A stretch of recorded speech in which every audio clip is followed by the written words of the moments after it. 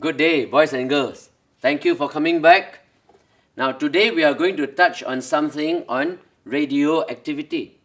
This is the final chapter in Form 5. And the subtopic that I'm going to teach is on half-life. Good news for you. Half-life is the easiest topic in the whole world. It's the easiest. Anybody can understand it. That's why I'm giving you this quote. The physics is as simple as ABC.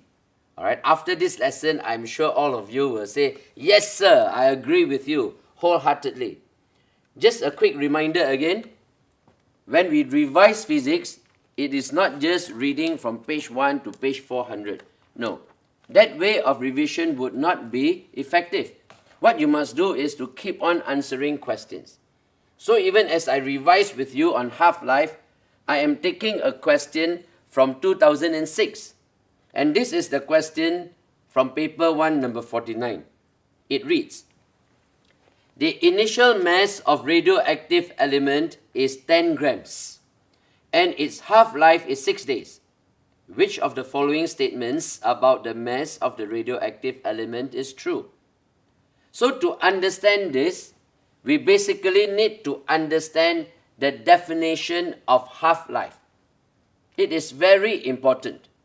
Now, in terms of the mass of a radioactive element or substance, half-life is actually the time taken for half of the mass to disintegrate. That's all.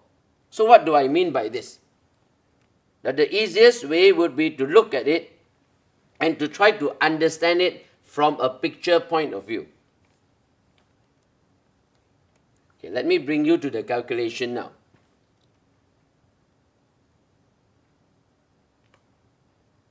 Now let me just explain by giving you another example first before we go to the question. So let's say I start with an object, or rather a substance, radioactive substance. I start with 100 grams. Let's say its half-life is 2 days. So after 2 days, what will happen? According to the definition, after 2 days, which is the half-life, half of 100 grams would have decayed, disintegrated. So how much is left? So you can tell me it's 50 grams. I draw a smaller cube. 50 grams. So now another half-life has gone. 2 days. After another 2 days, how much is left? Half of 50 grams gone. So I can even read your lips. Alright? You're saying 25. Very good. 25 grams. And so on and so forth. So which means that if I start off with 100 grams of a radioactive substance, after 4 days, I get 25 grams left. The half-life is 2 days. Half-life 2 days. After 2 days, I get 50 grams. Uncle, where's the formula? Good news, no formula. No need to use formula. Just understand the concept and then you use a diagram and draw it. Uncle, in examination, can draw diagrams or not? Can. Because your diagrams basically explains to your teacher that you understand the concepts. So you draw diagrams to explain. Very good. Now you say, I understand. Let's go back to the question. Let's look. Initial mass of a radioactive element is 10 grams. Alright, so now we start with 10 grams. We start with 10 grams.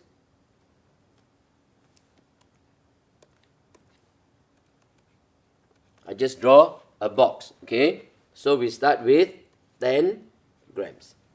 Half-life, 6 days. So after 6 days, what happens?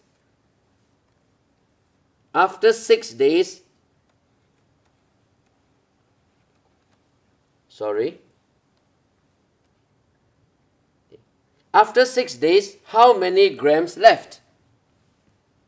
What would your answer be? After 6 days, it will be 5 grams left. Another 6 days. So simple, the concept. How many grams left? You'll be telling me 2.5 grams. If you look at the question, it has answers before and after the 10 grams. So let us go backwards now. Before we got 10 grams, alright, before we got 10 grams, how many days of half-life?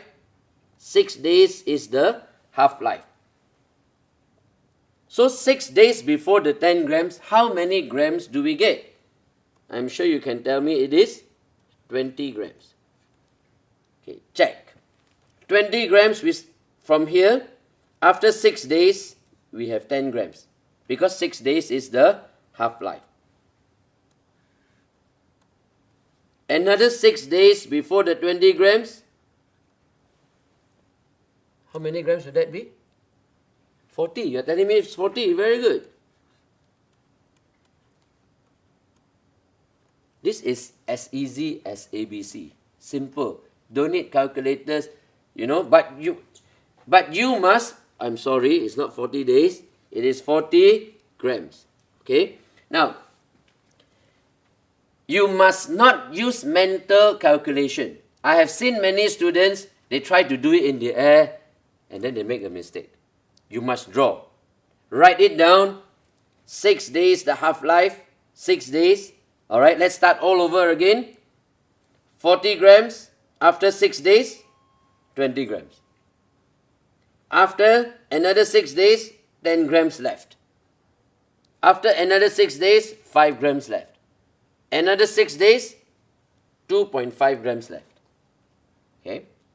So, this is our working for the question. Let us look at the answer. Alright? What is the answer? A, 6 days earlier, the mass is 20 grams. 6 days earlier, the mass is 20 grams. 6 days earlier, the mass is 20 grams. Is it correct? Yes. And let us check the other answers. 12 days earlier, the mass is 80 grams. 12 days earlier, the mass is... Okay, we started here. Don't forget. 12 days earlier, the mass is 80 grams. So we know that B is the wrong answer.